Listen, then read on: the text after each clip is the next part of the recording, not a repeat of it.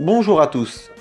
Nous lirons ce Shabbat la paracha de Metzora, qui se trouve être dans la continuité de celle de la semaine dernière. Alors que Tazria développait le sujet de la Tsaraat, une maladie qui se déclare par l'apparition de plaies ou de taches sur la peau d'une personne ou sur ses vêtements, la paracha de Metzora traite du même sujet de la Tsaraat, mais sur une maison. Voici un résumé de ce que dit la Torah au 14e chapitre à partir du verset 33. Hachem parla à Moshe et Aaron en disant : Lorsque vous arriverez en terre de Canaan, que je vous donne en possession, et que je ferai naître une altération, une plaie dans une maison, eh bien, celui à qui appartient la maison viendra le déclarer au Kohen.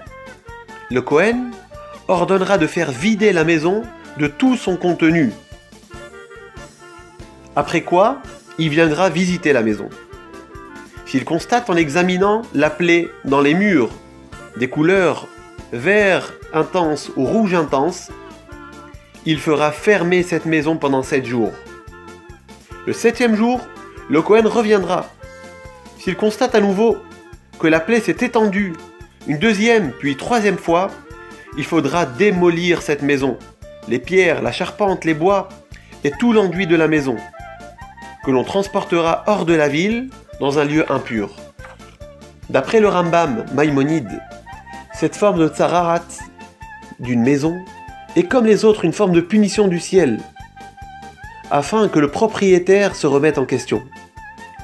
La faute de cette personne est peut-être d'avoir considéré égoïstement que sa maison est à lui et qu'il n'a aucune obligation de partager avec ses prochains ou ses amis.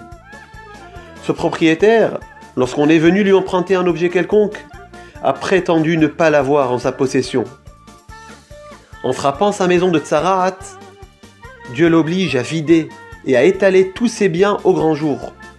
Tous sauront alors qu'il ne faut pas faire preuve d'indifférence. Sachez que aider notre prochain, de lui prêter un objet ou de l'argent s'il en a besoin, est une grande mitzvah de la Torah.